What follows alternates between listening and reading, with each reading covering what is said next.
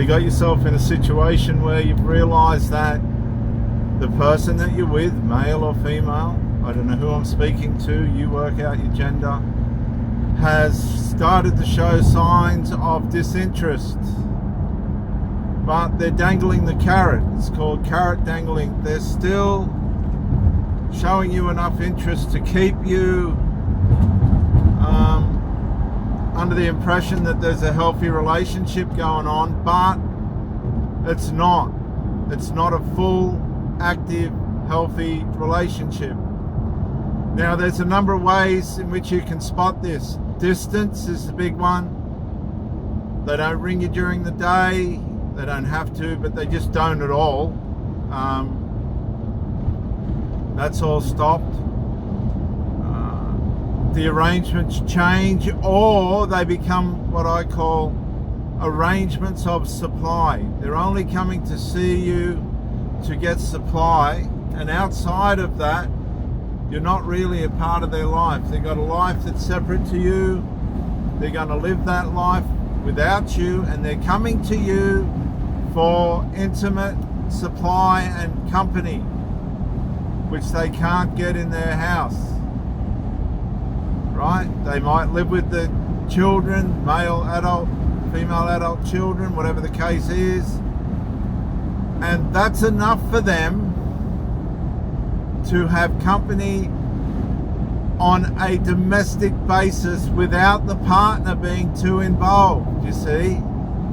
They don't need you for that part of their life because they've given that part of their life over to their children. They're needy, groomed, dysfunctional, unable to provide for themselves children.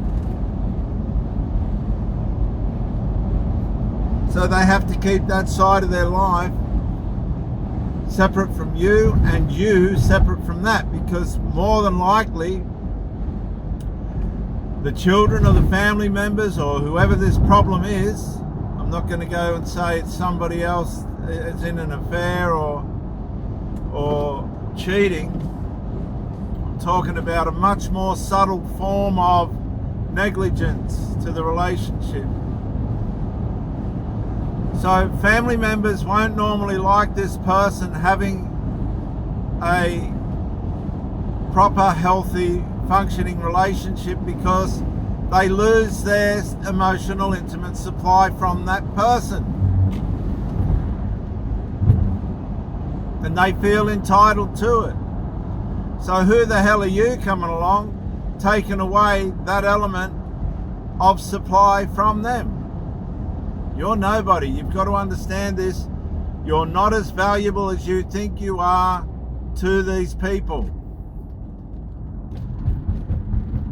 These people have got much deeper interests within their covert emotional incest and all that than what they have in worrying about whether you're coming or going or what you're doing. As a matter of fact, as I said before, if they can isolate you from the family house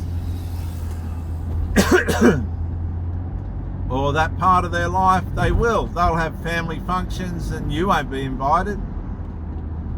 But I bet you the family members' partners are invited. I've seen all this. These people have no backbone. They're using you for supply. That's all you are. And obviously you must be decent supply, because a lot of these people are just users. They don't care if you come or go or what.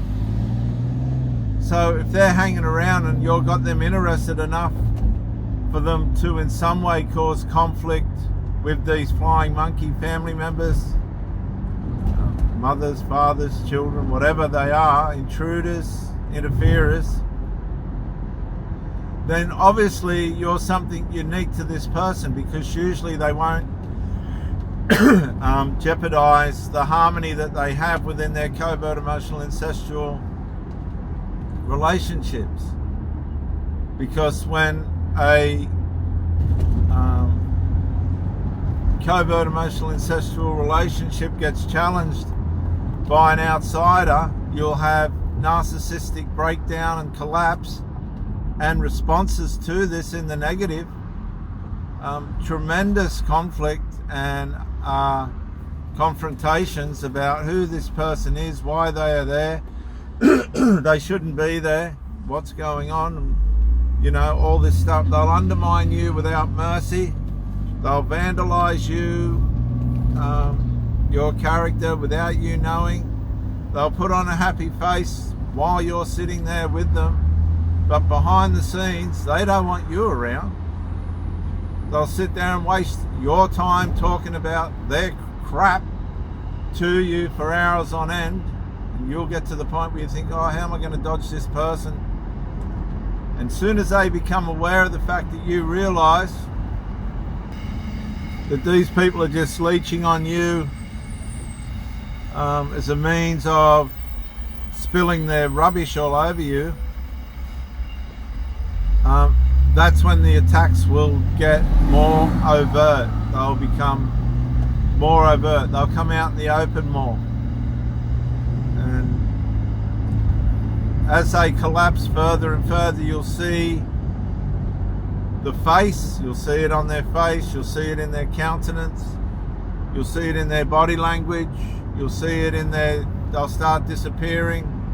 And then they'll start calling upon the person that you're with in ways in which they feign needing them. They make out they need them on date nights and nights where you've made arrangements to try and sabotage your time with the person that you're with. Now, if you let your partner buy into that, then you're setting a stage where they are believing that it's okay for them to ditch the relationship and spend time with these dysfunctional flying monkey family members when it's supposed to be your time, which tells you straight away the core value of any of it is not with you, it's with the dysfunctional family member, and they always win in the end. So you've got to read these subtle signs, these subtle negligences of omission and commission, so that you can start to come back to your senses, because these people will groom you in a way in which you think everything's all right, and they'll micro-incrementally try and condition you to go against what your conscience is telling you. You'll feel uncomfortable, you'll have doubt, you'll wonder why you don't feel right, you'll start to experience brain fog and your head will be swimming, and this person is doing less and less for the relationship, you're doing more and more, and then the light turns on and you start to go, hang on a sec, something's not right. And the fact of the matter is something isn't right, and you need to take action, and that is detach. Detach equivalently to what that person's detaching from you. And then you have to separate equivalently to what that person's separating from you, and I guarantee eventually there'll be a breakup, because you'll see by way of mirroring that person that they're not interested in you the way they should be. They're using you as a form of intimate supply outside of their family, because they can't have the physical incest within the family. They can only go so far as their conscience will let them, which is covert emotional incest. And they come out like vampires to get supply off you, and once they've got that supply, they shrink back into the darkness, they push you to the side until they're ready to come out and take your supply again.